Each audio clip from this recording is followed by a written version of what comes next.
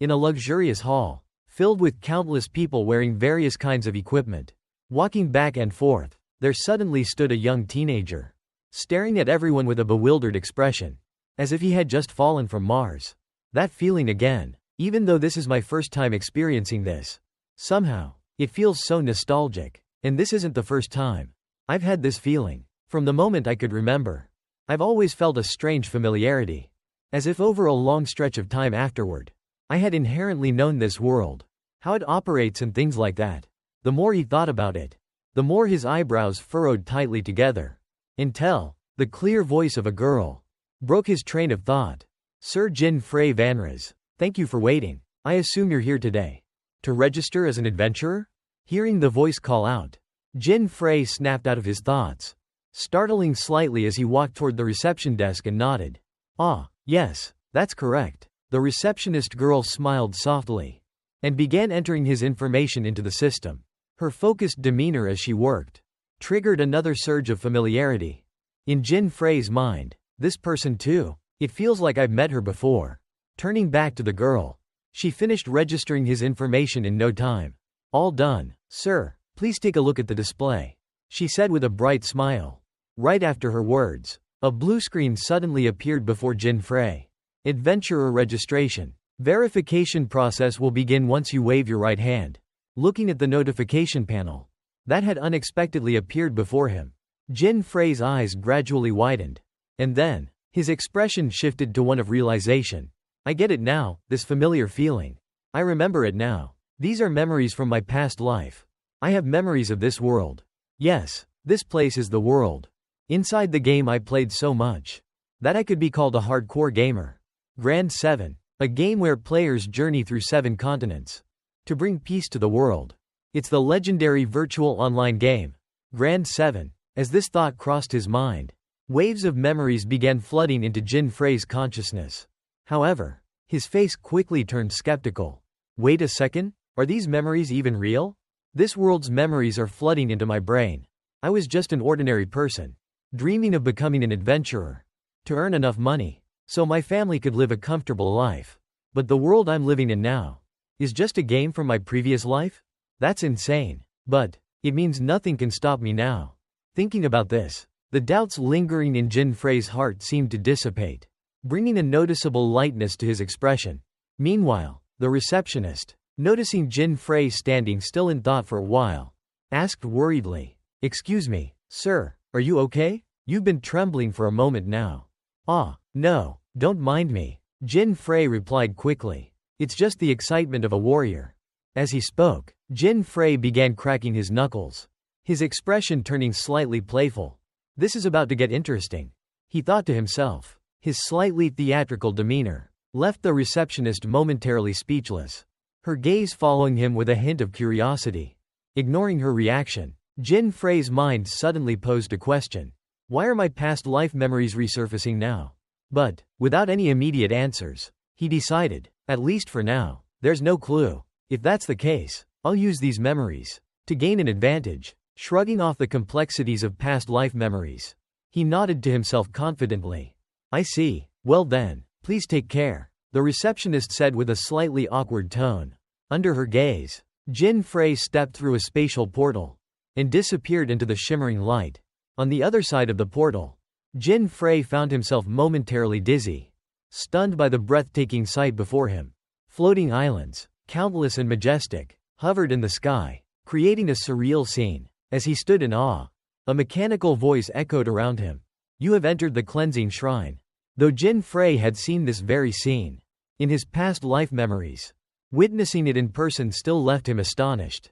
Wow, even the cleansing shrine is exactly like it was in the game, he murmured to himself. Shifting his gaze, he noticed several other people in the area, all observing their surroundings with similar curiosity. Jinfrey's thoughts turned to the tutorial phase of the game. New adventurers are grouped together. At this stage, so far, everything's been identical to the game. But now, this is reality. Here, there's no such thing as continue. If you die, that's it, you're done for. He clenched his fists, determined. But if I use my past life memories wisely, becoming a legendary adventurer won't just be a dream anymore. Jinfrey smiled faintly At least, compared to those who are starting from scratch. I have an entire treasure trove of knowledge at my disposal. As if urging Jinfrey to take action, a system announcement rang out, catching everyone's attention. The cleansing ritual will begin in 30 seconds. Please select your equipment. Hearing the announcement, Jinfrey's lips curled into a smirk. So it's starting. Even the announcement sounds exactly like it did in the game. Not a single thing has changed. He glanced around briefly, watching as others rushed toward the stone platforms to claim their equipment. I'll go first, a bald adventurer shouted confidently, dashing ahead of the others. As several weapons suddenly materialized in midair, the bald adventurer quickly extended his hand, grabbing hold of a spear. It was the E+ Guardian Spear, with an attack power of 21 and durability of 50. However, he wasn't the only one eyeing the weapon. A sharp-eyed girl reached out at the same time, snatching at the spear. The result? The two of them began tugging and wrestling over the item. Let go, the bald adventurer barked. No, I saw it first, the girl shot back. Meanwhile, in another corner, a bespectacled young man chose a sword. One that looked like it could be a VIP level 15 reward. A supreme weapon in appearance. But in reality, it was just an E-rank chain sword, with 19 attack power and 60 durability. Even so, despite being a mediocre weapon, someone still fought over it. Back off, that sword is mine, a brown-haired adventurer yelled, punching the bespectacled young man square in the face. And so, the sound of curses and struggles began echoing throughout the area. Amidst all this chaos, our protagonist, Jinfrey, remained utterly calm. Of course, he thought to himself, I've seen this scene before. The profession system forces players to make their choices during the cleansing ritual, and their profession options are determined by their performance here. A completely unfair system for newcomers. Jinfrey recalled how, in his previous life, he had repeated this ritual over and over, until he finally unlocked a good profession. As he mused over this, the bald adventurer managed to secure the spear. Spotting Jinfrey still standing idle, the bald man smirked and shouted to the others, Look, here's a lazy bum who doesn't even bother picking a weapon. Hearing this, Jinfrey glanced at him briefly, then ignored him entirely, as if the comment had never reached his ears. I'll take that as a compliment, he thought with a small smile. Behind him, the bald man clicked his tongue in annoyance. Peeved, who the hell does that guy think he is? Acting all high and mighty? Ignoring the fool, Jinfrey calmly surveyed the remaining weapons. Finally, he walked toward a short sword. It was labeled as the ordinary short sword, an F-rank weapon with a mere 1 attack power, but an impressive 90 durability. Noticing this, the bald adventurer burst out laughing. Hey, that sword only has 1 attack power. If you get stuck with a trash profession, don't come crying later. He doubled over in laughter, his obnoxious guffaws loud enough to make even those nearby feel second-hand embarrassment. Ignoring the bald man's mocking attitude, Jinfrey confidently chose the short sword. Of course, he had a plan in mind. Normally, the strength of an adventurer is judged based on their profession. But what if the conventional wisdom was flawed? Right from the start? How could the knowledge of some random nobody compare to that of a seasoned gamer like me? The only correct answer here is to choose the ordinary short sword. Veteran players don't follow the beaten path. Time quickly passed, and as everyone finally chose their weapons, the system announcement rang out again. We will now begin the cleansing ritual. You have 5 minutes. Defeat as many creatures as possible. The moment the announcement ended, giant, menacing wasp-like creatures appeared before the group, staring them down with bloodthirsty eyes.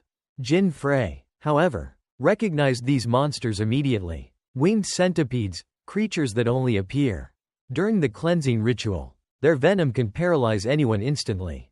A little trivia, in Korean, they're called haenmu, meaning winged centipede, but they look more like a mix between a hornet and a crab, with a scorpion's tail. As Jinfrey analyzed the situation, the bald adventurer, for some reason, continued to bother him. Don't get yourself killed, you lazy bum, the man sneered with a mocking grin. Jinfrey sighed inwardly. What's wrong with this guy? Better to ignore idiots like him. People like this exist everywhere, even in games. To avoid catching the stupidity, Jinfrey decided to pay him no further attention. Meanwhile, the swarm of wasps launched their attack, charging at the adventurers. in a coordinated rush to skewer them. Despite the chaos, Jinfrey's eyes stayed calm and focused. Even their appearance and movements are identical to the game. If that's the case, then their weak points should also be the same. He muttered to himself, though the critical hit system can be a bit unpredictable. As one of the winged centipedes charged at him, Jinfrey swiftly drew his short sword, slashing directly at the connection point between its thorax and abdomen, the thinnest part of its body. With a single, precise strike, he effortlessly sliced the creature in half. Winged centipede defeated, the system voice announced. The other adventurers, watching Jinfrey effortlessly take down one of the monsters, stared at him with wide eyes, their expressions filled with disbelief. The bald adventurer, however, wasn't willing to acknowledge what he had just seen. Peeved, lucky hit, trash, don't get cocky, he spat, clenching his teeth in frustration. While his words were dismissive, his mind told a different story. How did he kill it in just one strike? What's going on here? Unaware of the bald man's confused thoughts, Jinfrey simply prepared himself for the next encounter. Completely unfazed, Jinfrey scanned the remaining wasps, his mind quickly analyzing the situation. Most games have bugs, it's just a fact of life. And this game is no exception. There's a glitch in the cleansing ritual that allows the ordinary short sword to exploit the winged centipede's weak point. If you hit it just right, you can take them down with a single strike. Jinfrey smirked inwardly. This glitch was a lifesaver in the game. And now, in this world, I'm the only one who knows about it. His eyes lit up as he gazed at the swarm of wasps. All of them are walking bags of experience for me. Elsewhere, the other adventurers were struggling to fend off the relentless attacks of the wasps, let alone kill them. The only exception was the bald adventurer, who, thanks to his superior weapon, managed to defeat one after a few swings. The moment he succeeded, he couldn't resist boasting. Haha, look at my skills. At this rate, I'm definitely getting the strongest profession, swordsman. Hearing his loud proclamation, a few people glanced at him briefly before returning to their own battles. Jinfrey, watching from the corner of his eye, shook his head in exasperation. Loud, boastful, and distracting others. This guy is worse than the trolls back in the game. As Jinfrey mused over this, a sudden movement in his peripheral vision caught his attention. A wasp had taken advantage of his brief distraction and launched a surprise attack. Fortunately, Jinfrey's reflexes were sharp enough to avoid being impaled. Dodging skillfully, he circled around the wasp, almost toying with it. A grin spread across his face. This is way more fun than playing the game. Tightening his grip on his short sword, he waited for the wasp to make its move. The moment it charged, he swung his blade with precision, cutting the creature down effortlessly. Time flew by as Jinfrey repeated this process, taking down one wasp after another. Finally, the system announcement echoed once more. Time's up. The cleansing ritual has concluded. Professions are being assigned based on your performance. Nearby, a brown-haired adventurer saw a results screen appear before him. Results: defeated 7 enemies. Please choose one of the following professions: hunter, craftsman, support specialist. Looking at the options, he stroked his chin in mild disappointment. Only 7 kills, so no good professions for me, he muttered. Hearing this, an orange-haired girl nearby nodded sympathetically. I wanted to be a summoner, but reality had other plans, she said with a sigh. In the distance, the bespectacled young man, having failed to defeat even a single wasp, was unable to register as an adventurer or qualify for any profession. Looking at his dismal results, he trembled uncontrollably, overcome with frustration. Meanwhile, the bald adventurer burst into triumphant laughter. Haha, I did it. 15 kills. The swordsman profession has unlocked. On his results screen, 4 professions were displayed: warrior, thief, hunter, and swordsman. Hearing his announcement, the others glanced over, some even expressing admiration. Then, the bald adventurer noticed Jinfrey staring thoughtfully at his results screen. Curious, he strutted over. Hey, lucky bum, how'd you do? As he peeked at Jinfrey's screen, his eyes widened in disbelief, his heart skipping a beat. What the hell? What is this? On Jinfrey's screen, it read, defeated 33 creatures. Available professions: mage, warrior, thief, summoner, hunter, guardian, healer, craftsman, swordsman, alchemist, and the list went on. The bald man nearly choked, unable to believe his eyes. He can choose any profession? And he killed 33 creatures? Impossible. His inner voice screamed in shock. But outwardly, he tried to play it cool. So what? I can choose swordsman too. That's good enough for me. Jinfrey glanced briefly at the bald man, then muttered softly, getting the swordsman profession, with just 15 kills? The chance is less than 2%. If anyone's lucky, it's him. He refocused on his screen, ignoring the noise around him. Most people considered swordsman and summoner to be the strongest professions in the game. But Jinfrey's mind was elsewhere. What I should choose isn't what everyone thinks is best. He raised his hand, pressed his selection on the screen, and immediately, a notification popped up. You have chosen the profession, craftsman. You have received your first equipment reward. Congratulations. As the announcement ended, a magical circle appeared beneath Jinfrey's feet. His clothes began to transform, matching his newly chosen profession. Jinfrey Vanraz, Level 1 Craftsman. Profession skill, crafting. You can create special items. At the cost of 12 energy points. The surrounding adventurers stared at him, baffled. What the heck? Why would he pick craftsman?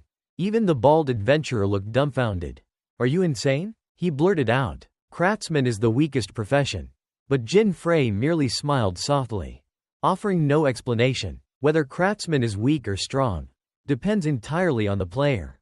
Jinfrey opened his inventory, eager to check the items he'd gathered from defeating 33 wasps.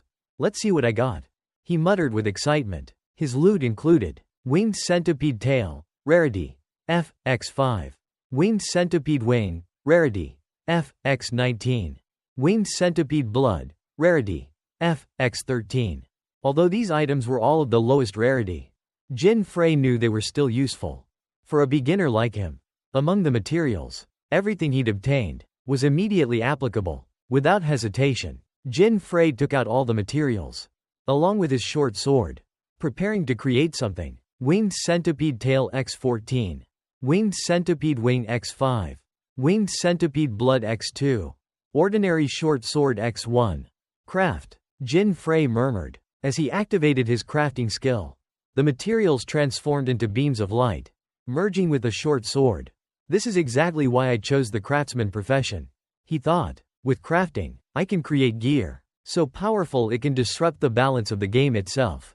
Crafting successful. The system's announcement echoed. In front of Jinfrey was a short sword with jagged, serrated edges, radiating a faint, ominous glow. It's done. My first hidden weapon. He grinned, admiring his creation. Veteran players always use hidden equipment to break the balance of the game. Jinfrey examined his new weapon. Weapon details. Name: Centipede Blade. Level: Unknown. Attack power: 66. Durability: 1.500. Skill 1: Keen Eye. Deals triple damage when striking an enemy's weak point.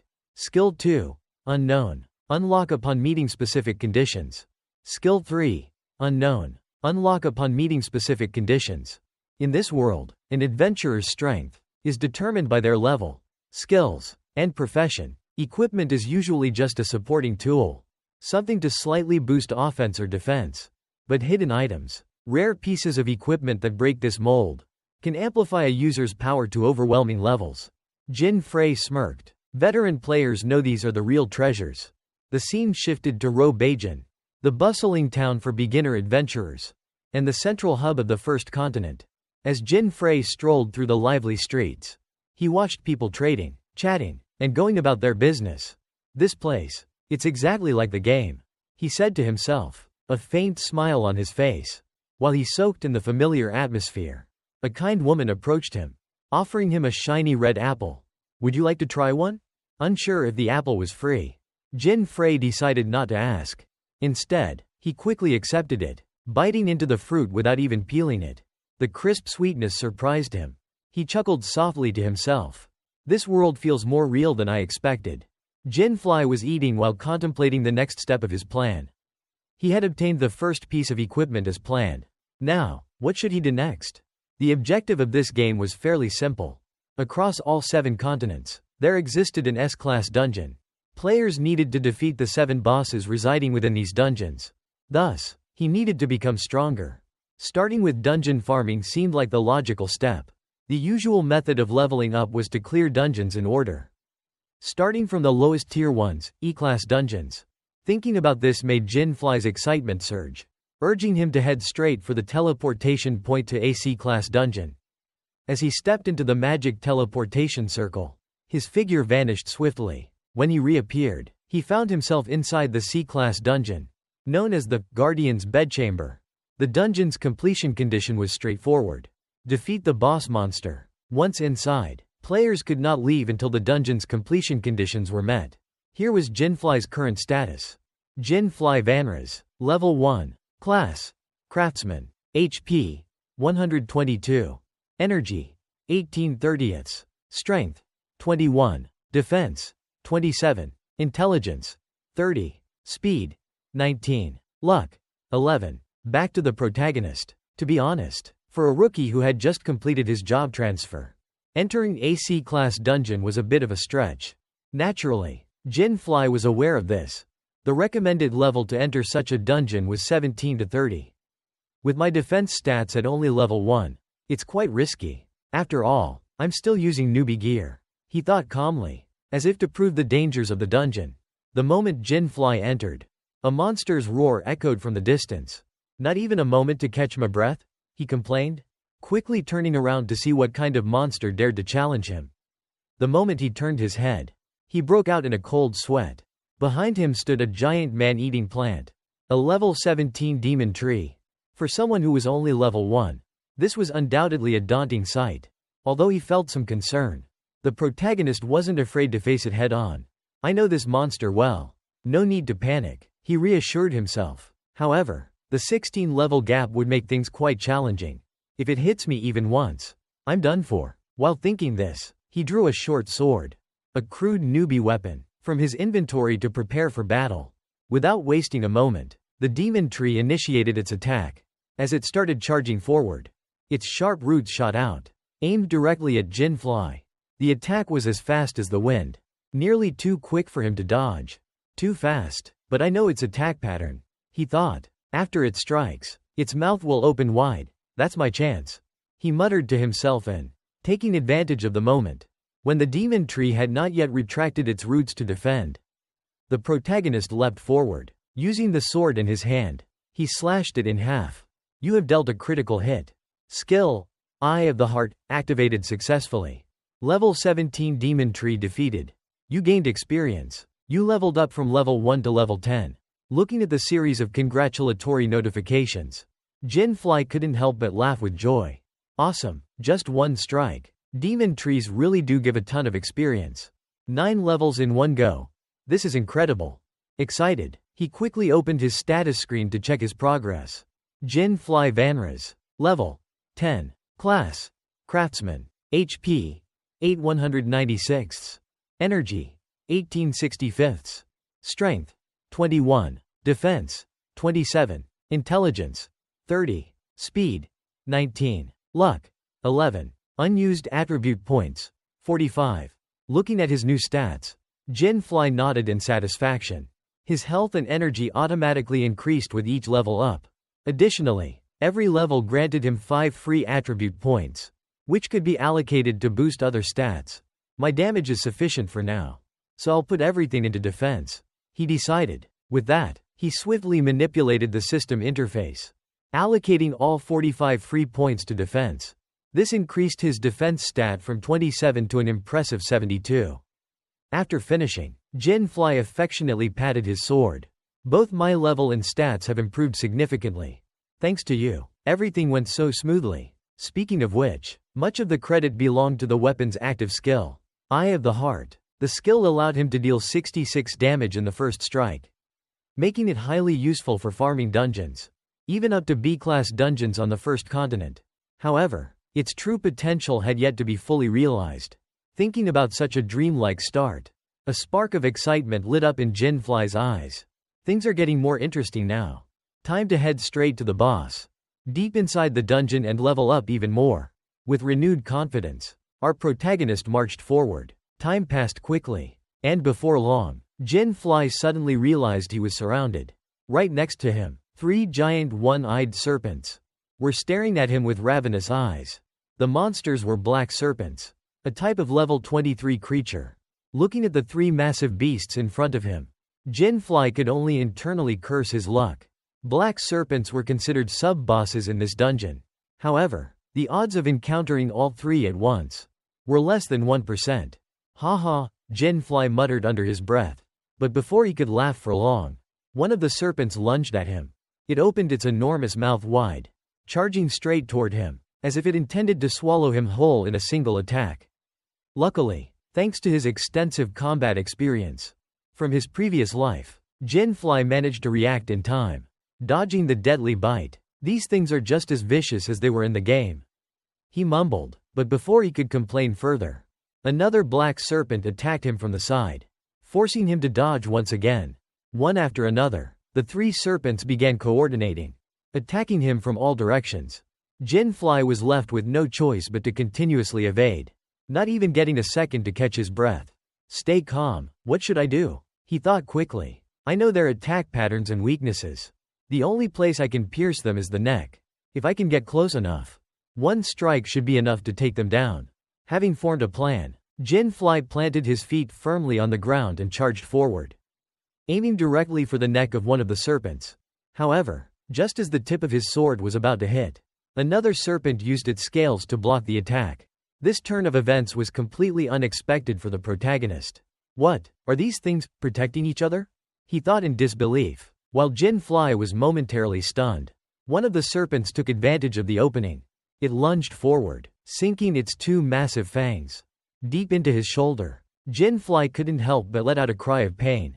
But then, in an almost miraculous feat, despite being in a position where he couldn't swing his sword properly, Jinfrey somehow managed to slash backward, decapitating the serpent. Level 23 black serpent defeated. You gained experience. You leveled up from level 10 to level 13. Warning: critical condition. Please exit or heal immediately. Jinfrey glanced at his status screen. His health was flashing red, with only 8 HP remaining. Despite this, he managed to crack a confident smile. Just as I thought. That hurt like hell. Only 8 HP left. But this is still within my expectations. Thanks to increasing his defense to 72 earlier, he had given himself a second chance. As long as I have enough health, I won't get one-shotted in this dungeon, he reassured himself. And with the serpent now defeated, the conditions for the next stage were finally met. As expected, just as Jinfrey had predicted, the system displayed a new notification. You have met the conditions to unlock the second skill of the centipede blade. A hidden weapon skill has been unlocked. At the same time, Jinfrey's speed stat suddenly increased tenfold, from 19 to 190. Weapon: Centipede Blade. Skill 2.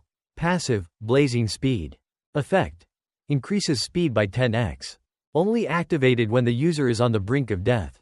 Back to Jinfrey. As soon as the passive skill of the Centipede Blade activated, the speed boost allowed him to easily slice the remaining black serpents into countless pieces. Level 23 Black Serpent defeated. Level 24 Black Serpent defeated. You gained experience. You leveled up from level 13 to level 17. Looking at the scattered remains of the serpents around him, Jinfrey let out a smirk and muttered, "Too bad for you, but I'm not dead yet." As the serpents slowly disintegrated, our protagonist leaned against a tree, reflecting on the situation. Haha, at least my level up process so far has been smooth, but in this condition, I should probably heal first. However, he knew that if he healed now, the blazing speed buff would disappear. After a few moments of consideration, weighing the pros and cons, Jinfrey decided against healing for now. Alright, for the time being, I'll just keep this 10x speed buff. With my experience and knowledge, this will definitely be useful, even if it means enduring a little pain. With that, he began moving deeper into the forest, searching for the dungeon boss. Time passed quickly. Using his speed, Jinfrey managed to slice through the head of a purple-skinned monster in a single strike, instantly killing it. These monsters are just appetizers, he thought. I'll turn this 10x speed into 10x experience. Though, it might not be that simple. This speed boost will surely improve efficiency. As long as I keep this up until I find the boss, everything will be fine. But before fighting the boss, I need to collect the required items first. The ingredients he needed included thorngrass water, sour mank fruit, deepworm butterfly, bone leaf, fresh blood flower, and hiriri seeds. He needed all these materials to craft a D-class item. Doing something this realistic in a game is honestly a bit annoying. I remember this was one of the reasons why people hated this game. But complaining won't help now. He sighed. Let's just gather the materials before facing the boss. With that, Jinfrey muttered to himself and quickly set out to find the remaining ingredients. Time passed quickly. Not long after, Jinfrey had managed to gather several of the materials he needed. At this moment, he was about to collect another item. Reaching out, he plucked a peculiar fruit growing by the riverside. His face lit up with joy. Finally, sour berries. Everything is going so smoothly, Jinfrey said, smiling to himself. However, just as he finished speaking, a voice suddenly called out from behind him. Isn't that Jinfrey over there? Hearing someone call his name, Jinfrey was confused. Who could that be? He thought. He turned around toward the source of the voice to take a look. Before him stood two young men, one dressed in green and the other in red. As soon as he saw them, Jinfrey quickly recognized the duo. Oh, they're from my village, he thought. The man in red, seeing Jinfrey turn around, smirked disdainfully and spoke. Well, look what we have here. You've become an adventurer, huh? His words dripped with sarcasm. But Jinfrey remained unfazed. Instead of getting angry, he couldn't help but wonder. These guys became adventurers 2 or 3 years ago. Why are they still hanging around here? The man in green, Olympia, noticed Jinfrey's lack of response and turned his attention to Jinfrey's gear. Wait a second, that outfit. You're a craftsman, aren't you? Wow, how pathetic, he sneered. Looks like you can't even afford a decent set of equipment. Behind Olympia, the brown-haired youth also asked, is this guy a friend of yours? In response, Julius, the man in red, laughed and replied, not really. We grew up in the same village. But this guy, he was the poorest kid in the entire village.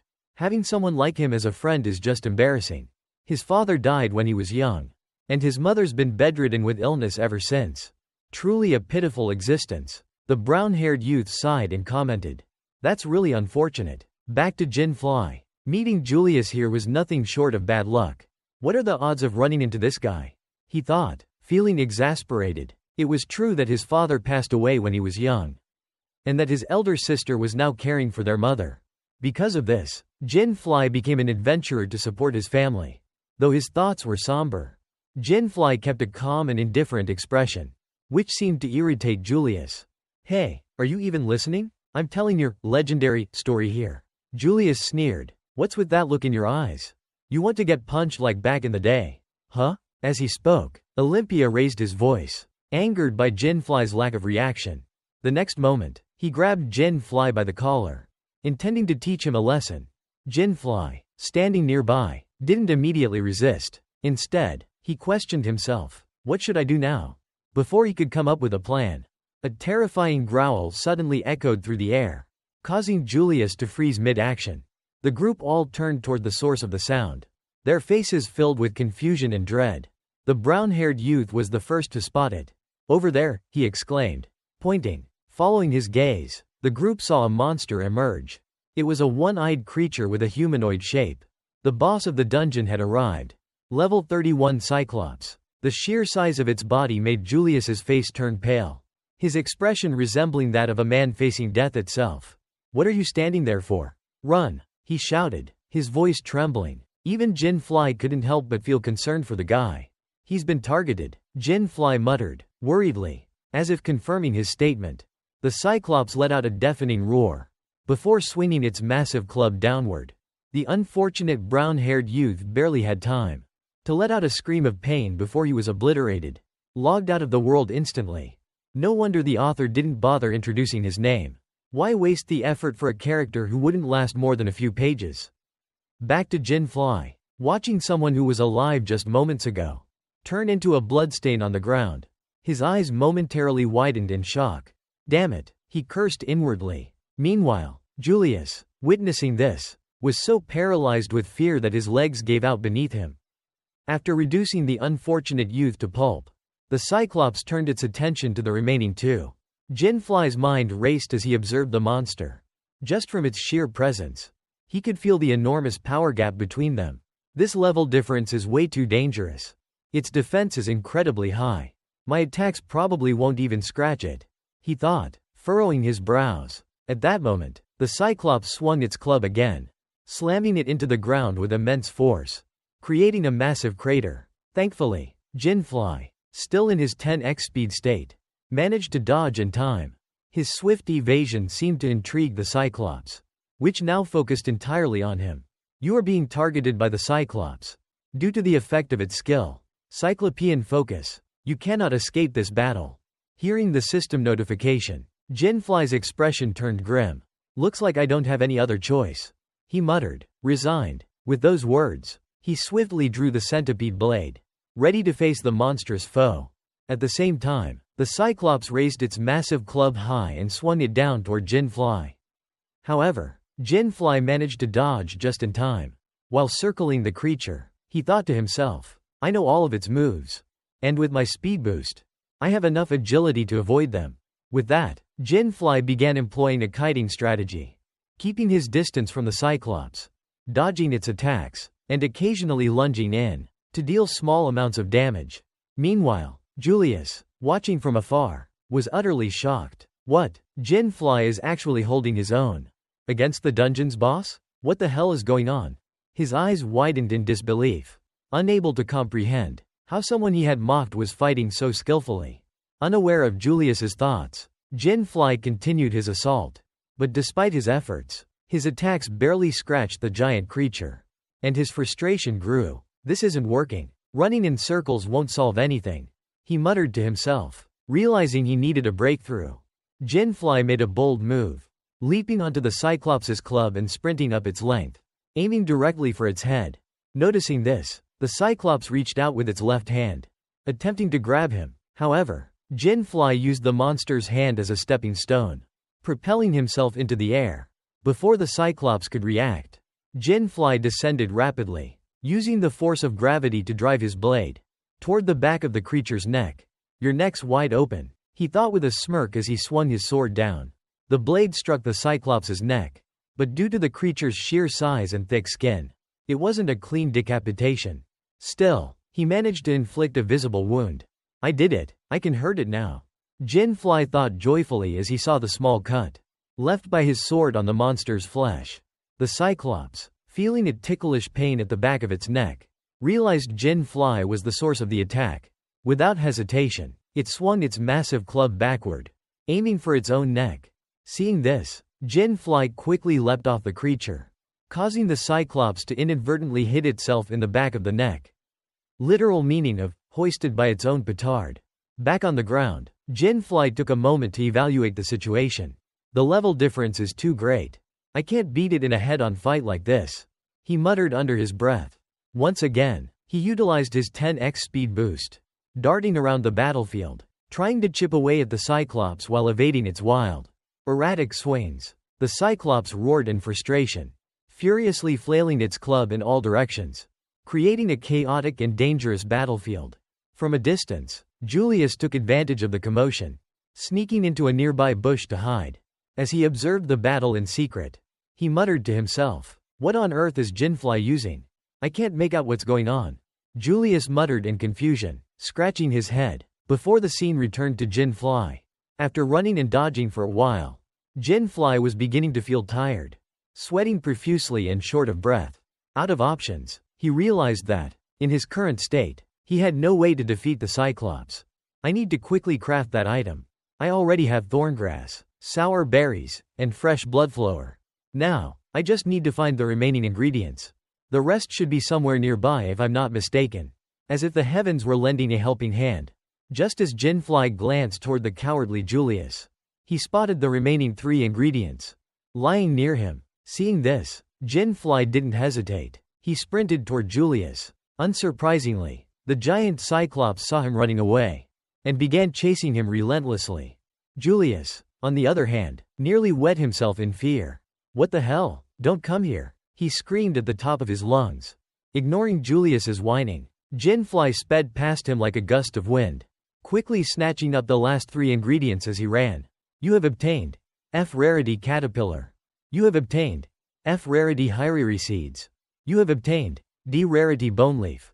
With the materials now in hand, Jinfrey's eyes fell on a lake ahead of him, the final component he needed. Seeing this, he increased his speed, diving straight into the lake with a triumphant shout. Now everything's ready, time to craft. As soon as he spoke, the ingredients disappeared from his inventory, automatically synthesizing into a new item. You have successfully crafted F rarity poison. Effect: poisons the drinker, reducing their health over time. From a distance, Julius watched this unfold, finally piecing together Jinfrey's plan. However, he shook his head and shouted, "Poison? Are you insane? That Cyclops has high poison resistance. Even if you get it to drink, it won't work for long." Naturally, with Jinfrey's extensive gaming experience, he was well aware of this. "I know that," Jinfrey replied calmly, causing a question mark to figuratively appear above Julius's head. Jinfrey didn't bother explaining further, instead focusing on the next step of his plan. "My goal from the beginning was to combine the poison. With this," he thought. He carefully extracted C rarity black serpent spinal fluid, mixing it with the newly created poison. You have successfully crafted D rarity deadly poison. Effect: inflicts severe poisoning on the drinker, gradually reducing their strength over time. With the deadly poison now in hand, Jinfrey prepared for the decisive confrontation. Once again, Jinfrey's actions left Julius utterly stunned. What's going on here? A single item can be crafted 3 times? But the surprises didn't stop there. Right after, Jinfrey poured the deadly poison onto his short sword, imbuing it with a layer of toxin. You have added the poison attribute to Centipede Blade. This is the true form of Centipede Blade, Jinfrey thought with satisfaction, as he admired the weapon in his hand. Back to Julius. He was now doubting reality itself. Was he even in the right server? What is happening? He just added a new attribute to his weapon after crafting 3 times? Julius muttered, dazed, before he could process any further. The furious growl of the Cyclops echoed behind him, making him jump in fright. As for Jinfrey, seeing the hulking boss approach, he was eager to test out his upgraded weapon. "I've been waiting for you, big guy. Time for round 2. Hearing Jinfrey's taunting words, the Cyclops ignored the insignificant Julius and charged straight at him. Without wasting a moment, it swung its massive club directly at Jinfrey. But with his enhanced speed, the Cyclops' attacks couldn't even graze his clothes. The scene now resembled a game of whack-a-mole, with the Cyclops swinging wildly and Jinfrey dodging effortlessly. Seizing an opening, Jinfrey leapt high into the air, closing in on the dungeon boss's face. "I've learned all your moves," he declared confidently, landing on the back of the Cyclops' neck. Jinfrey began slashing rapidly, like a machine in overdrive. Each strike left a visible cut on the Cyclops' flesh. And before long, the poison's effect began to spread. The Cyclops' back turned a deep purple, the poison spreading across its body. The Cyclops has been severely poisoned. Its health will decrease over time. The Cyclops roared in agony, the pain from the poison overwhelming it. Then, in an inexplicable move, the creature somehow concentrated its energy, causing a black mist to emanate from its body, neutralizing all the poison. Seeing this, Jinfrey shrugged nonchalantly. "If you want, I can do this as many times as it takes," he said smugly, resuming his relentless assault with the poisoned blade. Again, the Cyclops was poisoned severely. And again, it roared and used its energy to dispel the poison. Time passed as this cycle repeated itself. Jinfrey continuously slashed to deal damage, while the Cyclops kept cleansing itself of the poison. However, each time the Cyclops purged the poison, it still lost a small amount of health beforehand.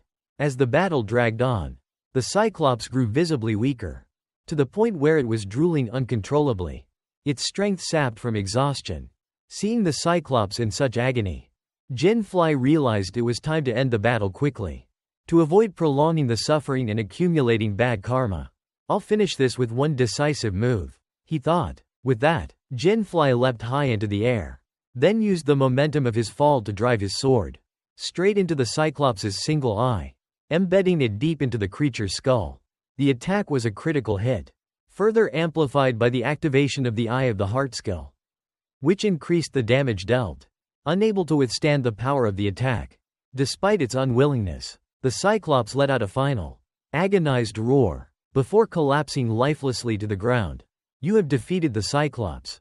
You gained experience. From a distance, Julius's eyes widened in disbelief, his jaw practically hitting the floor. Are you kidding me? Was that really Jinfrey? He thought to himself. In his memory, Jinfrey was nothing like the person he just witnessed obliterate a dungeon boss. As if sensing Julius's gaze, Jinfrey suddenly turned to look at him, catching Julius by surprise. The coward panicked, bolting away in terror. Damn it, he's going to kill me, Julius thought, running as fast as he could. But he was flattering himself too much.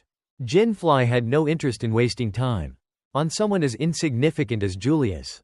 Watching him flee, Jinfrey simply clicked his tongue and shook his head. Let him go. In some way, even that serves a purpose, he muttered to himself. With that, Jinfrey took the opportunity to check his personal status screen after clearing the dungeon. Jinfrey Vanras. Level 23. Class Craftsman. HP 8169. Energy 1865.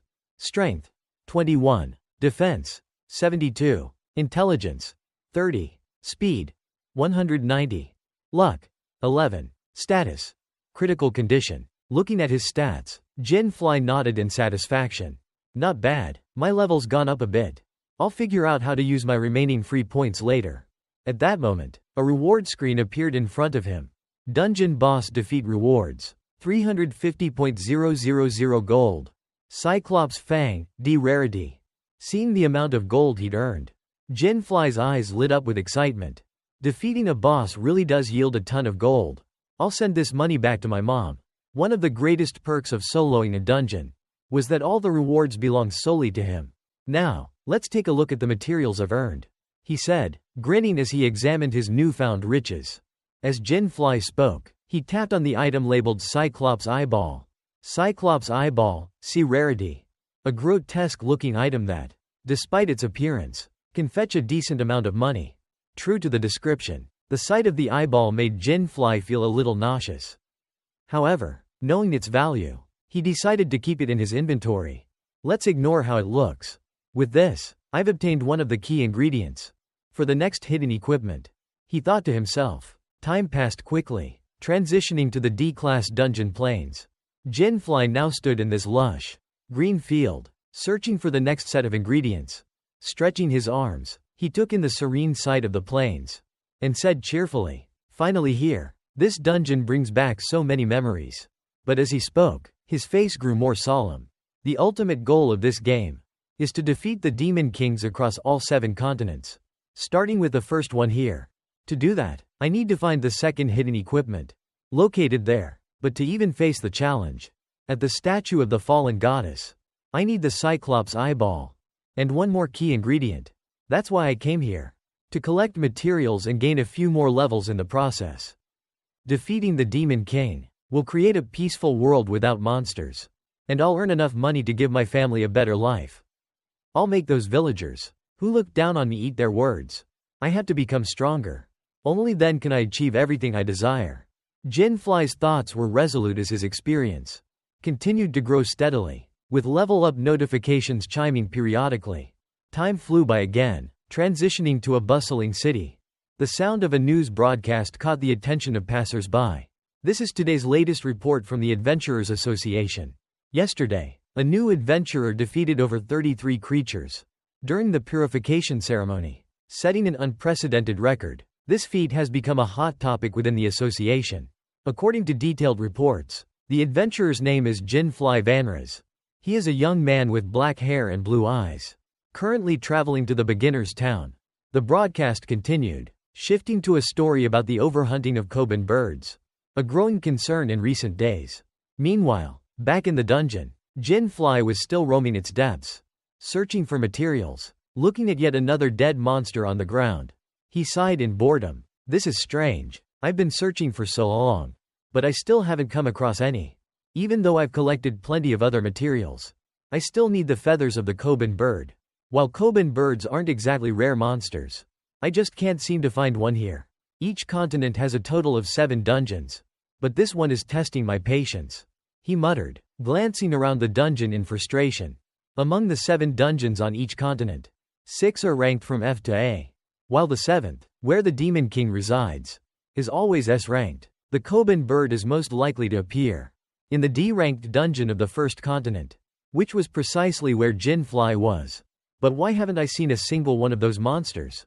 No idea. I'm out of options, he muttered, sighing. It seems I'll have to head back to the first city to gather more information. With that decision, Jinfrey gave up on wasting any more time in the dungeon and made his way back to the beginner's town. Once back in the city, Jinfrey didn't wander around aimlessly asking questions. With his experience, he knew to find a place where information was likely to flow. There's probably a general store around here somewhere, he said to himself while scanning the buildings on either side. Before long, he spotted what he was looking for.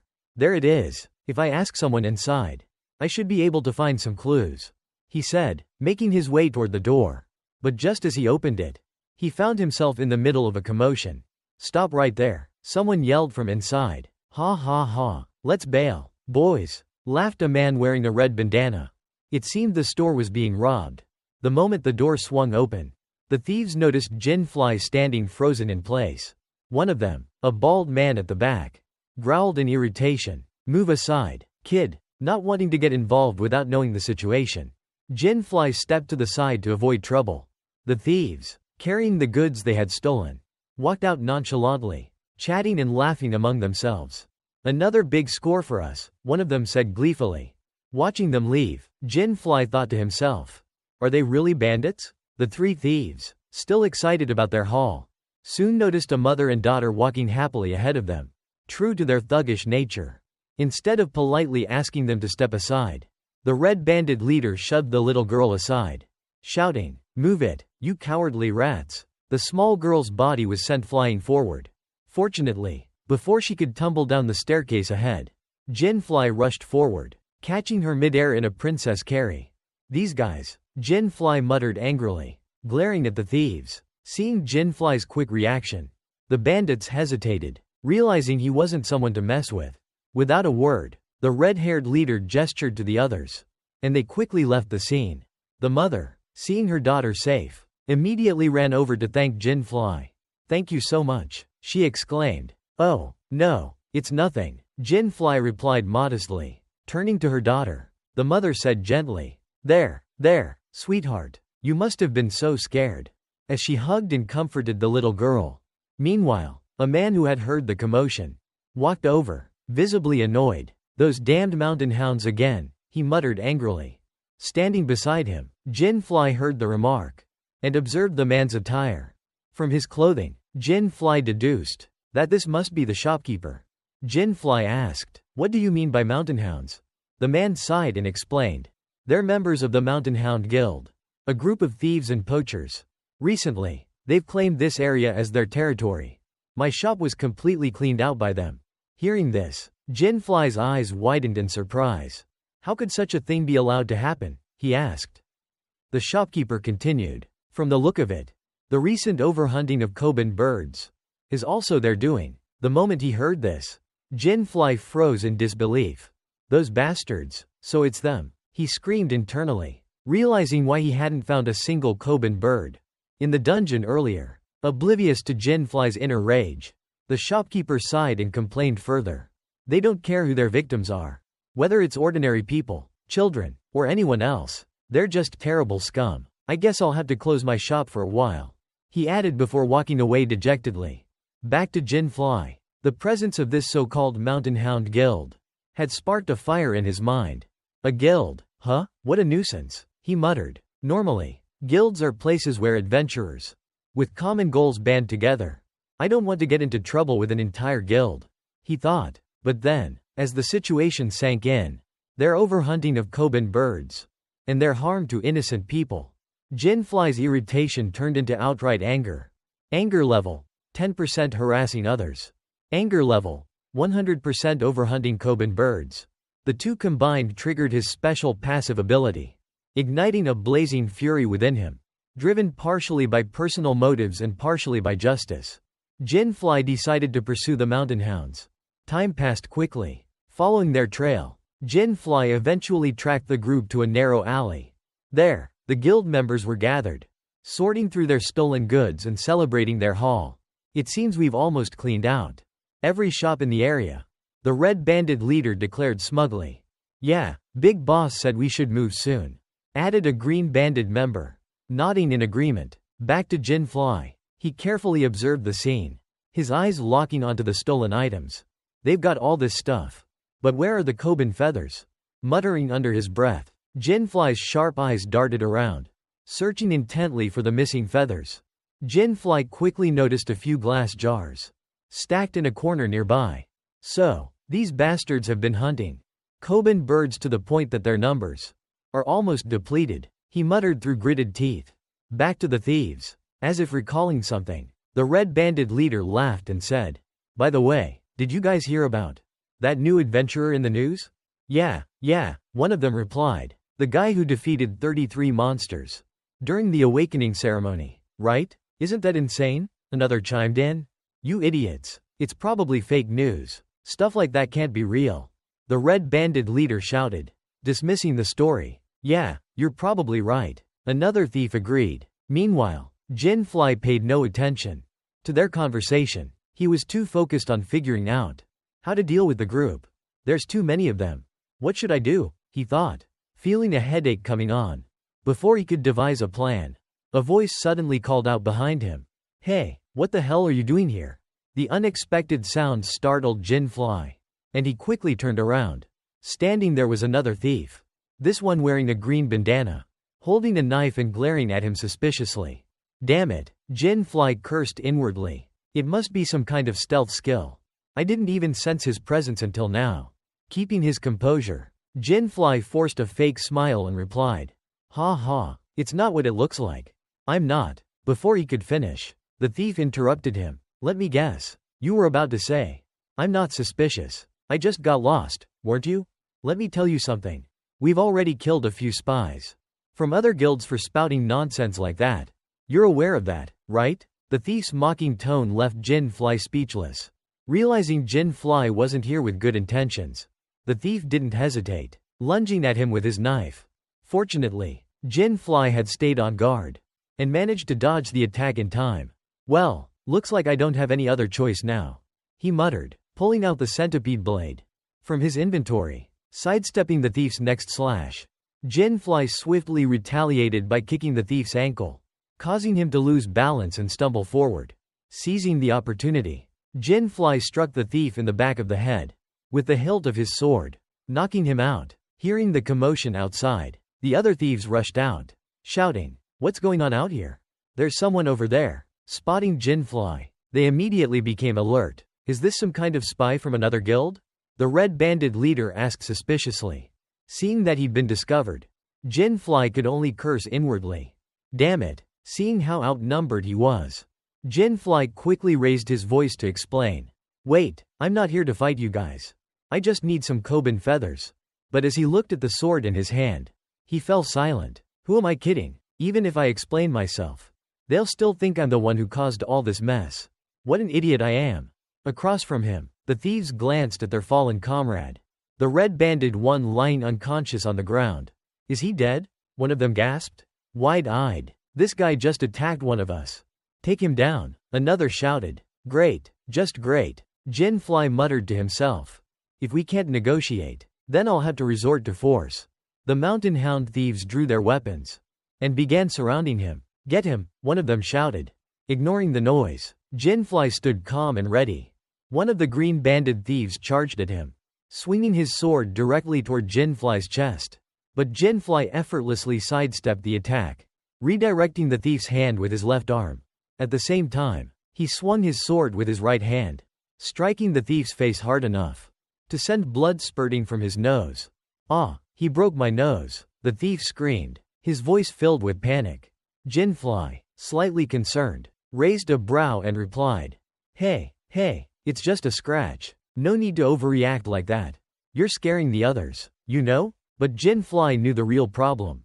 Taking on an entire guild would mean dealing with a never-ending stream of enemies. Troublesome, he muttered, scratching his head. From behind, another green-banded thief tried to ambush him. The thief yelled, "Die!" a mistake that gave away his attack. Jinfrey heard the warning and immediately crouched, dodging the spear aimed at him. Before the thief could recover or reposition his weapon, Jinfrey delivered a powerful kick to his stomach, sending the man flying backward. From behind, another spear-wielding thief charged, screaming as he thrust his weapon toward Jinfrey. This time, Jinfrey chose not to dodge. Instead, he caught the tip of the spear with his left hand, then delivered a solid punch to the thief's abdomen. The blow was so powerful that the thief doubled over, vomiting from the pain. Unlucky for him, the punch triggered a critical hit, activating Jinfrey's Eye of the Heart skill. The thief collapsed to the ground, clutching his stomach, moaning as if he were on the brink of death. "Oops, sorry about that. Didn't mean to hit that hard," Jinfrey said nonchalantly, clasping his hands as if in prayer. From behind, a red-haired thief screamed, "You bastard!" He raised a heavy axe and swung it violently toward Jinfrey. But the red-haired thief's powerful swing hit nothing but air. As Jinfrey easily dodged the attack, the thieves were simply too predictable. Every time they attacked, they shouted loudly, alerting the protagonist well in advance. In response, Jinfrey swung the hilt of his sword, striking the red-haired thief squarely in the jaw. The blow caused a violent jolt to his brain, and he collapsed unconscious immediately. After dispatching the thief, Jinfrey sighed and said, "That's enough. I really don't want to fight anymore. You reap what you sow." Then he muttered to himself, "Right, I still need to get those Koban feathers." Unbeknownst to him, the red-banded leader of the thieves had silently crept up behind him. Fortunately, just as the leader was about to strike, Jinfrey sensed a sharp killing intent. He immediately swung his sword behind him, blocking the critical strike. "You've left yourself wide open, kid," the leader sneered mockingly. Jinfrey frowned in irritation. "Another stealth skill? Ah, so it's you from earlier." While thinking this, Jinfrey pressed forward with his sword, forcing the leader to step back. Caught in a brief stalemate, the leader suddenly spoke up. "I'm the vice-guild leader of the Mountain Hounds. Submisu. Surely you've heard of that name, haven't you?" In response, Jinfrey put on a clueless expression and replied, "Nope, first time. Aren't you embarrassed introducing yourself like that, mister? You got a big mouth for a brat." Submisu growled, "Wait a second, you're the punk I ran into earlier in town, aren't you? I should have dealt with you back then." As he spoke, Submisu gripped his sword tightly and lunged at Jinfrey with a flurry of attacks. Jinfrey skillfully parried the strikes and retorted, "Why does a big boss like you use such lousy gear? Keep talking, rookie. But I've got to admit, you know how to fight," Submisu said, pausing briefly to analyze Jinfrey. "I suppose your confidence comes from that weapon, huh? It's rare for newbies to have something like that." "Well, that might happen sometimes," Jinfrey said casually, sidestepping a devastating slash from Submisu. The strike was so powerful that it left a small crater in the ground. "Drop the smug attitude," Submisu growled. "Just by looking at your gear, I can tell you're still a rookie. That armor, it's the starter reward you get after choosing the craftsman class, isn't it? And your weapon? Looks like a rare item too. So, that weapon of yours is the only reason you got the guts to stand here, right?" Submisu sneered. "Ha ha, it seems like this is your first time fighting against another adventurer." As he spoke, Submisu waved his hand, and a few daggers materialized from his inventory.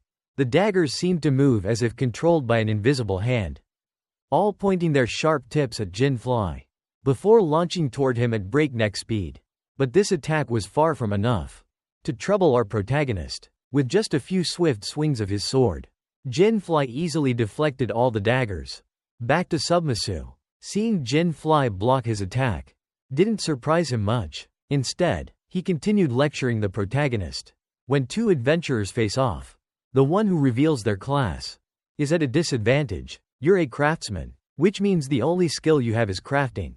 In other words, I only need to focus on your swordsmanship. But you? If you don't know my class, you won't be able to predict my skills. Across from him, Jinfrey frowned, a figurative question mark appearing above his head. Wait, aren't you a thief? He asked. The only class that can use stealth skills is the thief class. Hearing this, Submisu flinched, clearly caught off guard. What? No, I'm a summoner. He blurted out, awkwardly lying. His terrible acting made Jinfrey feel a little sorry for him. All right, Jinfrey replied, humoring him. I'm starting to feel bad for this guy. Jinfrey thought to himself. But I need to find out if he's learned the plunder skill. If my centipede blade gets stolen, that won't be a laughing matter. I need to end this quickly. He resolved. To avoid any further complications, Jinfrey gripped his sword tightly and launched himself toward Submisu. However, before he could close the distance, two green-banded thieves suddenly appeared out of nowhere. Startled, Jinfrey thought, what the hell? They can use stealth too? As the two thieves lunged at him, Jinfrey had no choice but to leap sideways, dodging a slash from one of them. The momentum of his movement sent him flying backward, his body flailing as he tried to regain control. And then, completely by accident, the hilt of Jinfrey's sword struck Submisu squarely in the groin. You have dealt an ultra-critical hit. Skill, Eye of the Heart, activated. Back to Submisu. At that moment, it seemed as though he could see his ancestors waving to him from the far side of the river. In the narrow alleyway, a blood-curdling scream echoed, so intense that it shattered the windows of nearby houses. Shortly after, Submisu foamed at the mouth and passed out from the excruciating pain. Nearby, the remaining thieves panicked, calling out desperately, Vice Guild leader, don't leave us. They shook him frantically, trying to wake him up, but to no avail. This isn't good. He's completely knocked out. Back to Jinfrey. Hearing that agonized scream, he reflexively clamped his legs together, feeling a pang of second-hand discomfort. Oops, just an accident. But a critical hit is a critical hit. He muttered to himself. Well, I guess that's the end of the fight. Turning his gaze to the remaining thieves, he barked, if you don't want to end up like him, hand over the Koban feathers right now. His fierce glare intimidated the group, who quickly turned obedient. Why yes, you mean the Koban feathers, right? We'll get them for you right away. One of the green-banded thieves stammered, forcing a nervous smile. But just as they agreed, another group of Mountain Hound members appeared at the end of the alley. Apparently, during the fight, some thieves had run off to call reinforcements. There he is. That's the guy bullying our brothers. He must be from a rival guild. They pointed directly at Jinfrey, who sighed in annoyance as more enemies arrived. The two remaining thieves, now seeing backup arrive, visibly brightened, relieved to have reinforcements. Thank God, more people are here, they thought, exhaling deeply. Jinfrey, on the other hand, clicked his tongue, visibly irritated. Damn it, they're swarming in like a hive of wasps, he muttered, watching the newcomers close in with weapons drawn. The group surrounded him from all sides, making sure to cut off any escape routes. You shouldn't have messed with the Mountain Hounds, kid, the red-haired leader sneered, his tone smug. Meanwhile, a gray-clad thief looked embarrassed by the sheer number of people gathered to fight a single individual. Wait a minute, you're telling me all of you called for reinforcements just for one kid? As he spoke, he noticed Submisu lying unconscious at Jinfrey's feet. Wait, isn't that the Vice Guild leader?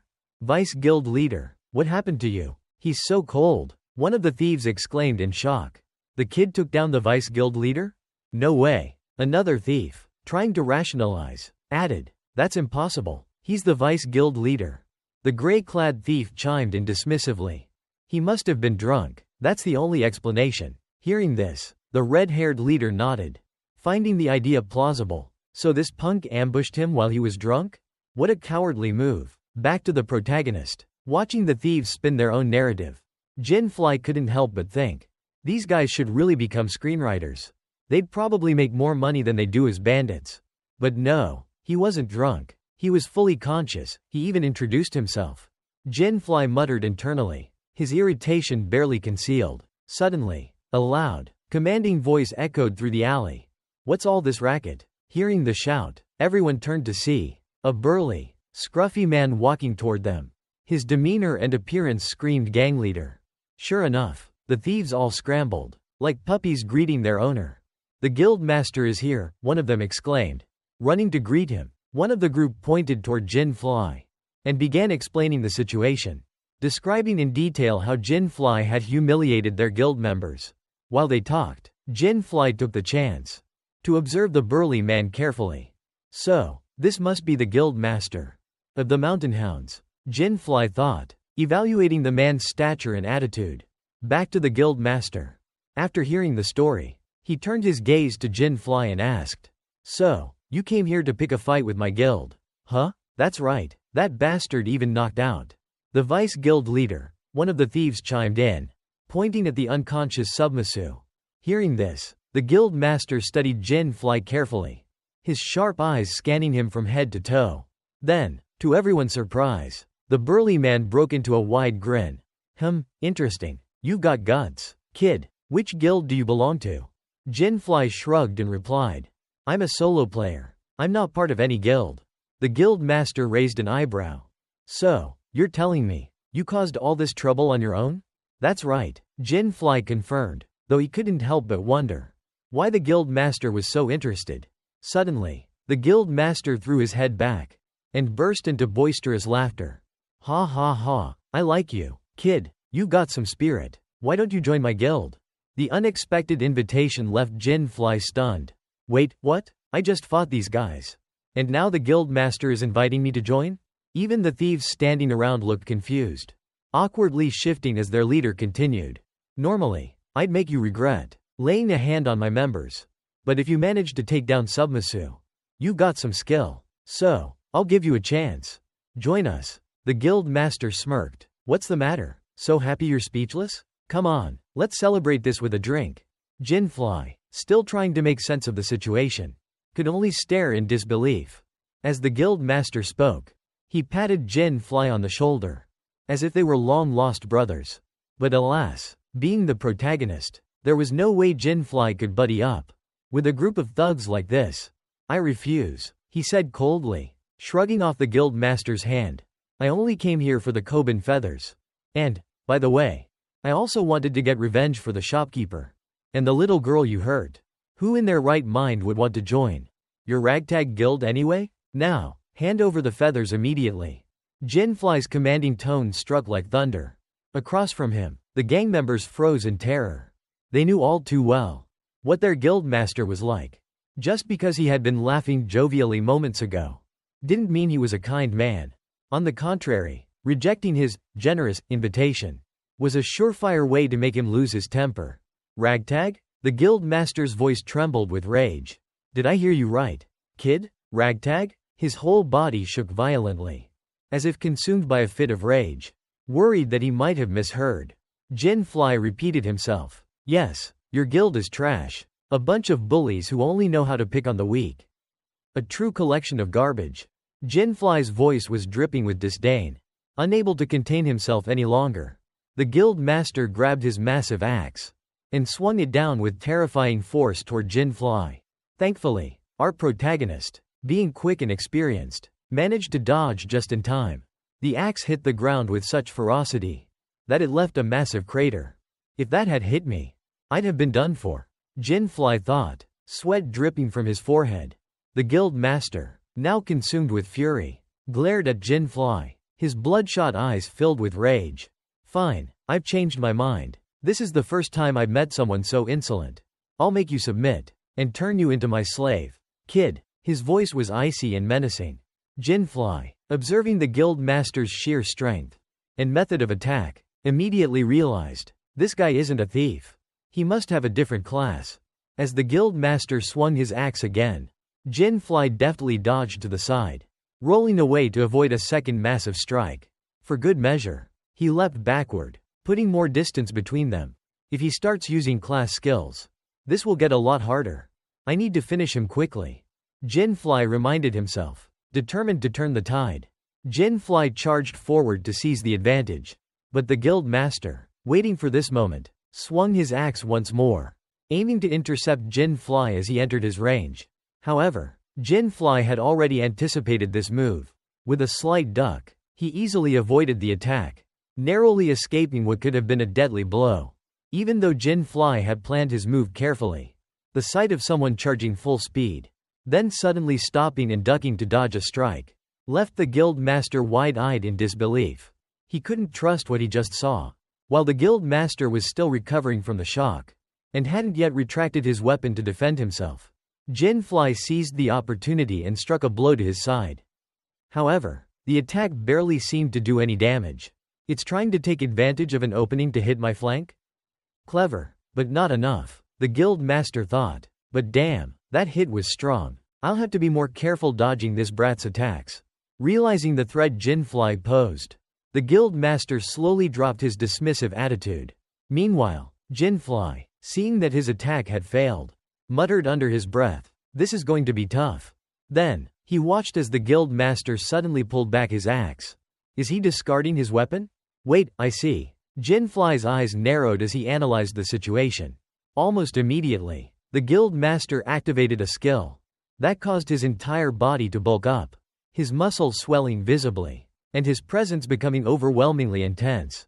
Berserk Fortification, a passive skill of the fighter class, doubles physical endurance for 3 minutes. At the cost of mobility, the gathered thieves erupted in cheers.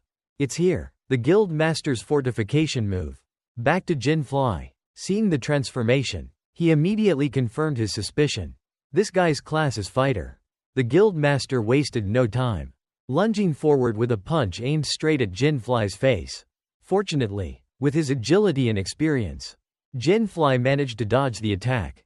However, the wall behind him wasn't as lucky, crumbling into rubble under the sheer force of the blow. Not good, Jinfrey thought. If I get hit by a fortified attack like that, I'll be out in one shot. He frowned, quickly retreating to create distance. But with just one powerful stomp, the guild master closed the gap instantly, cutting off Jinfrey's escape route. Die, you little brat, the guild master roared, launching another devastating punch. Realizing there was no way to dodge this one, Jinfrey gripped his weapon tightly, ready to counter. Exploiting the reach of his weapon and his longer arms, Jinfrey timed his move perfectly. Just as the guild master threw his punch, Jinfrey ducked slightly and drove his sword forward, piercing the guild master's abdomen. Critical hit. Eye of the Heart, skill activated. The system notification appeared abruptly, confirming the devastating blow. The guild master staggered, vomiting from the pain, before collapsing to the ground, lifeless like a defeated dog. Seeing their leader taken down, the remaining thieves froze in terror, their gazes shifting nervously between each other. He beat the guild master, one of them stammered, panic spreading through the group. Then, someone among the crowd squinted to take a closer look at Jinfrey and shouted, "Hey, now that I look more carefully, isn't that the new adventurer from the news? Yeah, black hair, blue eyes, that's him. No doubt about it. It must be Jinfrey, the blue-eyed prodigy." The group gasped in unison, realizing they were face to face with the super rookie mentioned in the morning's broadcast. On Jinfrey's side, he was utterly confused by their reaction. "Hey, you guys," he called out, but even that single sentence sent the group into a panic. Terrified, they spun around and bolted, as though wishing they could grow an extra pair of legs to run even faster. Watching them flee, Jinfrey stood there, dumbfounded. Why are they running? They still had numbers on their side. How do they even know my name? He thought, puzzled. But with them gone, the guild master is still lying here unconscious. Oh well. Sighing, he muttered, "Let's just grab the Koban feathers and return the stolen items to the shopkeeper." Still scratching his head over the bizarre situation, Jinfrey decided to focus on his goals. Time passed quickly. After retrieving the Koban feathers and returning the stolen goods to the shopkeeper, Jinfrey moved on to his next destination, a B-rank dungeon known as Soul Falls.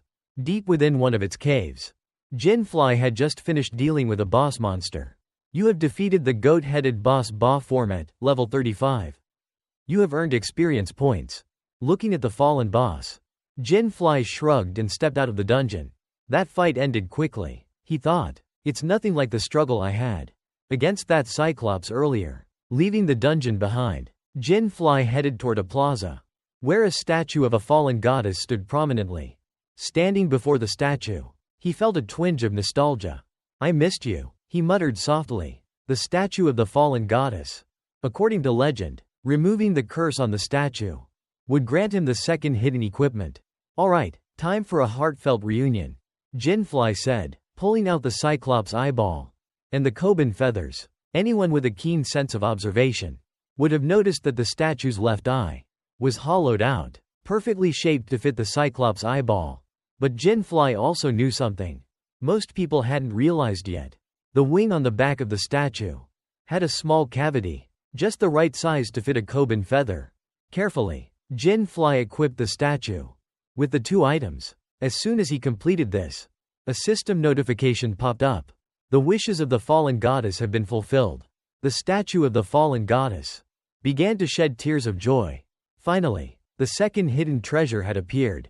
As each drop of the statue's tears fell into a cup, a glowing, golden rain emerged from the cup, radiating a soft light. Jinfrey quickly glanced at the rain, and the details of the item appeared before his eyes. Item name: Ring of the Angel Lucifer.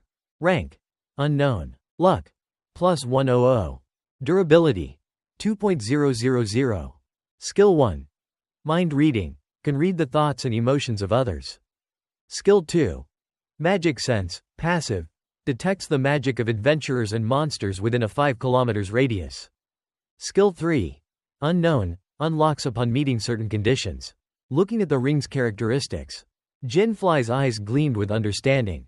No wonder this item is so hard to obtain, he thought. He turned back to the statue, where its left eye had now fully restored to perfection.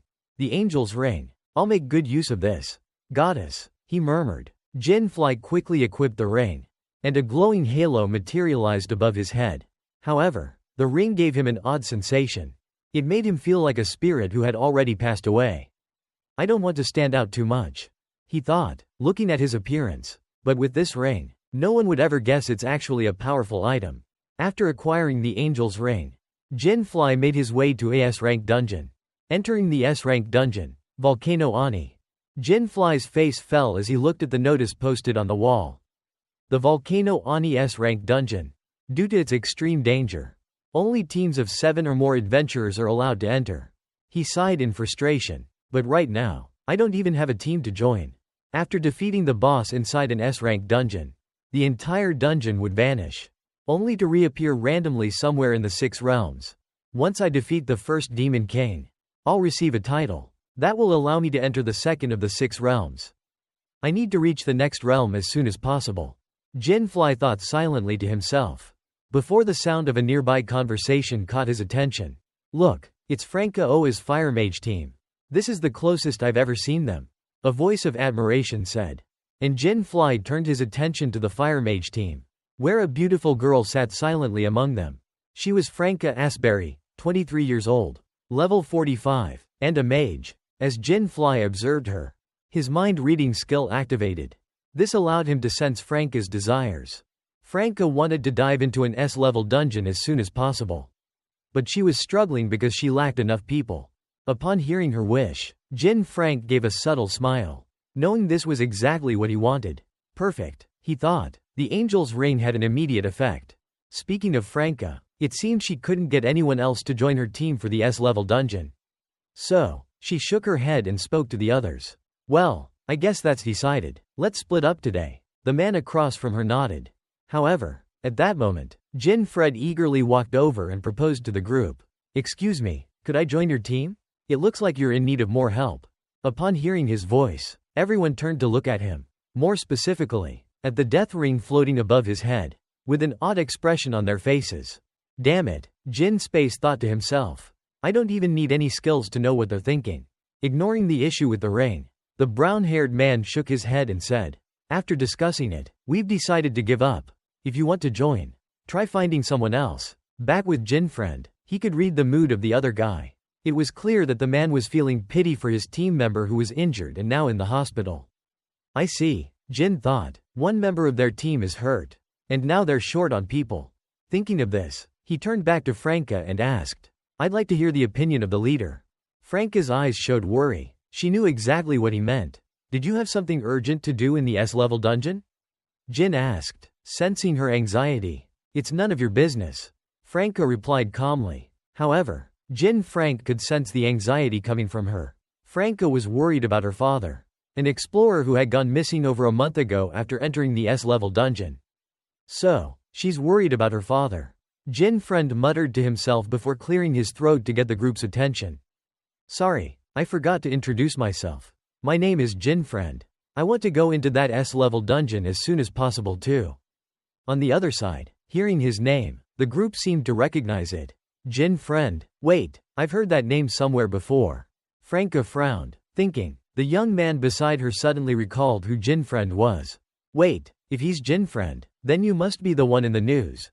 The person who defeated 33 monsters during the awakening ceremony? The one who looked so weak?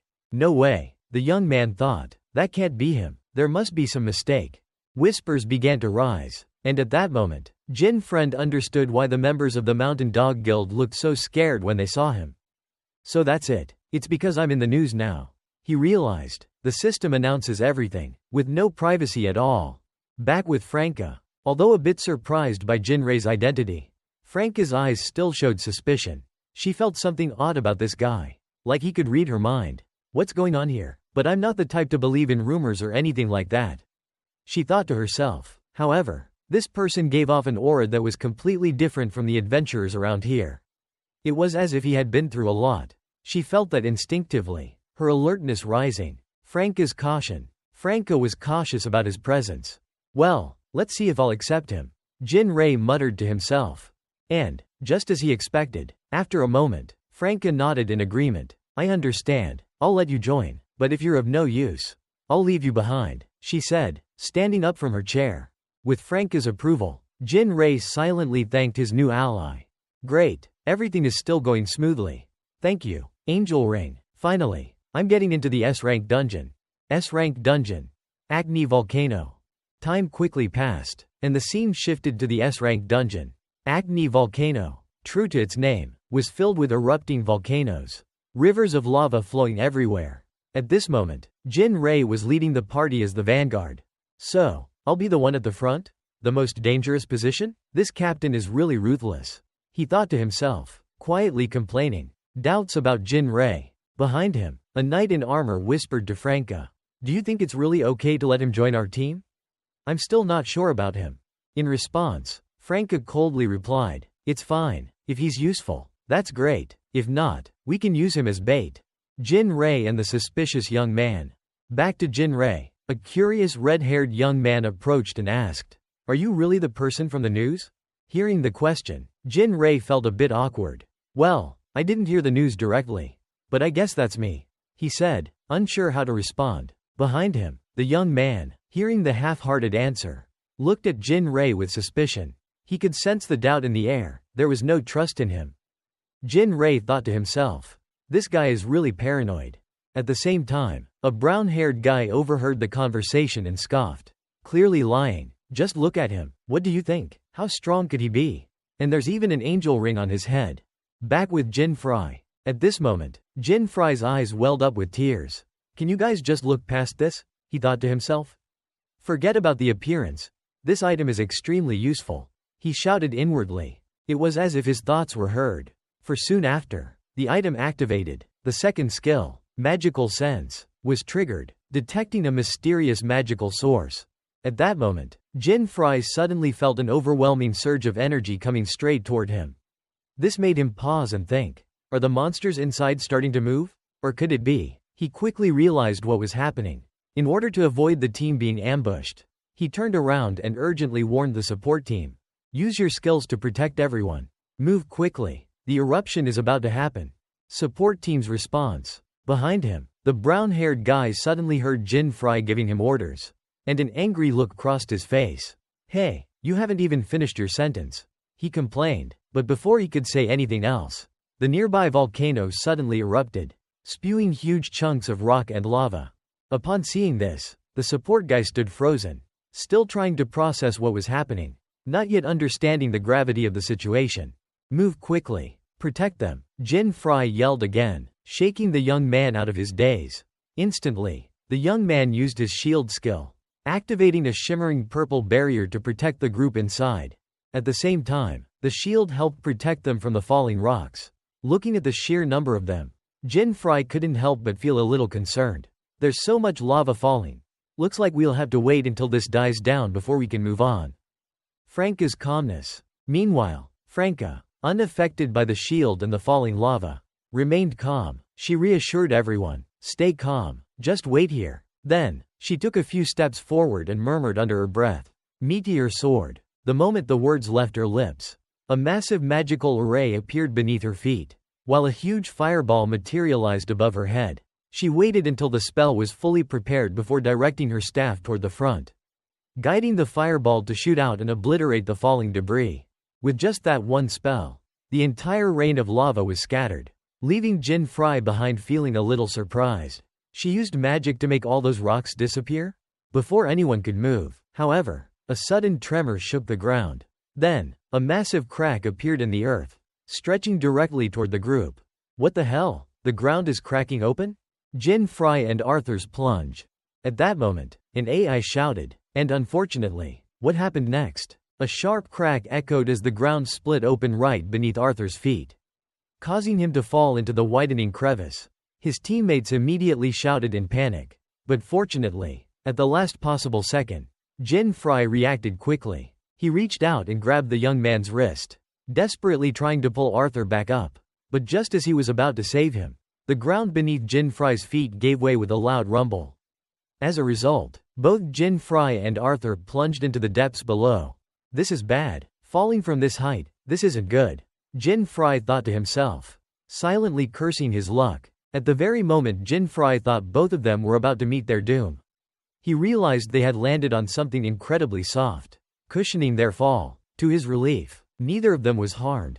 The savior was a gigantic cotton bat, at least 38 times larger than normal, whose soft body broke their fall. Both Jinfrey and Arthur survived, thanks to the fluffy creature. The cotton bat's rage. Looking at the creature, Jinfrey let out a quiet sigh of relief. A cotton bat? Huh? We're saved. He suspected that the Angel Rings plus 100 luck effect had played a role in their survival. However, just as they realized they had landed on the cotton bat's back, the creature's expression shifted to one of intense anger. Jinfrey didn't need to look closely to understand that this bat was furious. Uh-oh, we're in trouble. We need to get off fast, Jinfrey yelled. Both of them quickly scrambled to climb off the bat, but their actions didn't seem to calm it down. The bat still glared at them with an enraged expression. Jinfrey's warning. Jinfrey, quickly realizing the bat was about to attack, shared some vital information with Arthur. This bat absorbs, deflects, and amplifies incoming force, using it to counterattack. The impact from our fall earlier was probably multiplied several times over. Be careful. Arthur gripped his dagger tightly. I don't need you to tell me, he said, seeing the bat open its mouth to unleash a powerful sound wave. Before the bat could release its attack, Jinfrey shouted, "Look out!" The bat emitted a blast of energy, sending massive rocks flying toward them. Fortunately, Jinfrey reacted just in time, pulling Arthur out of the way of the rocks. Without pausing, Jinfrey threw Arthur behind him, shouting, "I told you to be careful. Stay back if you don't want to die." Jinfrey then turned his full attention to the enraged cotton bat. Eyes fixed with vigilance, he knew they weren't out of danger yet. Franca's reflection. Meanwhile, Franca glanced at the large holes in the walls left by the bat's attack and thought to herself, if he hadn't pushed me away earlier, I would have shattered like that wall. A normal monster could have such terrifying destructive power? Is this really an F-rank dungeon? Just as she was pondering this, a sudden whistling sound cut through the air, catching Franca's attention. When she turned her head, she saw the bat lying lifeless in a pool of blood. What just happened? She wondered. He defeated it with just one strike? Arthur's realization. Arthur, who had been watching, was equally confused. He defeated the bat so easily with just one blow? Freena's magic. Back with the team, Franca was using a necklace as a conduit for some kind of magic. As she muttered a few words under her breath, a small aura of energy surrounded her. The brown-haired guy, noticing her actions, spoke up. Did you discover something? He asked. Franca responded seriously. Yes, Arthur's still alive. Upon hearing this, the group let out a collective sigh of relief. They were glad to know Arthur was safe. But Franca wasn't distracted by their reactions. She continued reflecting on everything that had just happened. Jinfrey, he fell down to save Arthur. And he was also the one who noticed the eruption earlier than anyone else. The more she thought about it, the more curious she became about Jinfrey's abilities. The team's debate. Meanwhile, the rest of the team, relieved that Arthur was still alive, quickly shared their thoughts. If we keep looking for Arthur, we'll exhaust ourselves before we even face the Demon King. One of them said, our goal is to defeat it and bring peace to this land. Even if just for a short time. We all want that. So, If we move forward, we might meet again. Don't worry. Arthur is my brother. I'm the one who raised him, Franca said, reassuring the group. As she spoke, she silently prayed for her younger brother's safety and hoped her father was still alive. Please be safe and make it to the top. Atu, I pray that father is still okay. Jinfrey and Arthur's conversation. Back with Jinfrey, he had just learned from Arthur that Franca was his sister. So, he's looking for his missing father. Jinfrey thought. After thinking for a moment, Jinfrey turned to Arthur. Are you calm now? We should start moving. Without waiting for an answer, Jinfrey turned to leave. But as they walked, the bowman, noticing the odd direction they were heading, asked, Where are you going? The Demon King is at the top of the mountain, isn't it? Jinfrey turned to him with a confused look. With your level, you want to face the Demon King? You'll die. I'll take you down to the lower levels where there are more monsters. Follow me if you want to get stronger. Arthur's thoughts. Arthur, feeling conflicted, understood Jinfrey's reasoning but was determined. I need to get stronger. The encounter with fire chickens. Time quickly passed, and Jinfrey led Arthur to a relatively open area, surrounded by a horde of fire chickens. The creatures were firebone birds, each with levels ranging from 41 to 42. Arthur looked at their levels, his expression showing clear concern. These monsters are much stronger than the cotton bat we fought earlier. If it's one-on-one, we might have a chance to fight back. But if we had to face all of them at once, just thinking about it made the back of Arthur's head tingle with unease. But Jinfrey, seemingly unaware of his concerns, took the initiative. He firmly gripped his short sword and charged forward. With a single, simple swing, Jinfrey effortlessly decapitated one of the firebone birds nearest to him. Seeing this, the other fire chickens immediately charged to attack him. However, they were all quickly cut down by Jinfrey, one after another. Arthur's realization. Watching Jinfrey fight with such ferocity, Arthur couldn't help but admire him. He's really strong. Just as Arthur was thinking this, his eyes widened in realization, and he instinctively turned around. To his horror, a fire chicken was flying straight toward him from behind, preparing to attack. Thankfully, as an archer, Arthur's senses were sharp. At the most critical moment, he noticed the incoming attack and quickly jumped to the side, narrowly avoiding the fire chicken's fiery attack, which would have roasted him alive. After missing its target, the firebone bird seemed enraged and lunged toward Arthur again. Arthur's counterattack. Seeing the flaming bird diving toward him like a missile, Arthur quickly drew an arrow from his quiver. He frantically thought to himself, I can't let it get any closer. I need to shoot it down before it reaches me. Without wasting time, Arthur aimed and shot the arrow, which pierced through the creature's throat. The fire chicken's body writhed as it died midair. As it fell, Arthur grinned. Don't underestimate me, he then muttered. One-on-one, I'm not losing to anyone. Suddenly, Arthur snapped back to reality, realizing there was still someone else here. Jinfrey. Right, him. Without further hesitation, Arthur turned to look at Jinfrey. What he saw made his scalp tingle. Jinfrey was surrounded by piles of dead fire chickens. The scene looked like a battlefield, with Jinfrey standing in the middle, calmly chewing on a chicken drumstick. Jinfrey's casualness. Done already? Jinfrey said with a grin as he casually offered Arthur a freshly roasted drumstick. Want to try? Arthur stood there speechless, taking the drumstick. This is firebone bird meat. It's rare. It tastes just like fried chicken.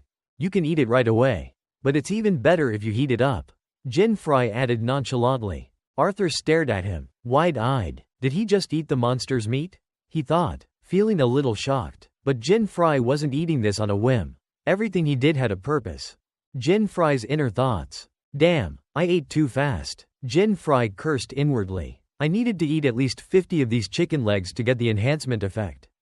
With that thought, he raised both hands to cover his mouth, trying to suppress the urge to vomit the chicken legs he'd just eaten. At that moment, Jinfrey's mana sensing skill triggered. Danger approaching. You have sensed a large amount of mana heading directly toward you. The notification flashed. Jinfrey cursed under his breath, his eyes widening. Damn it, bad timing. He glanced in the direction of the incoming energy and saw a massive fire lizard, its tongue flicking out hungrily as it slithered toward them. This is a salamander, level 45.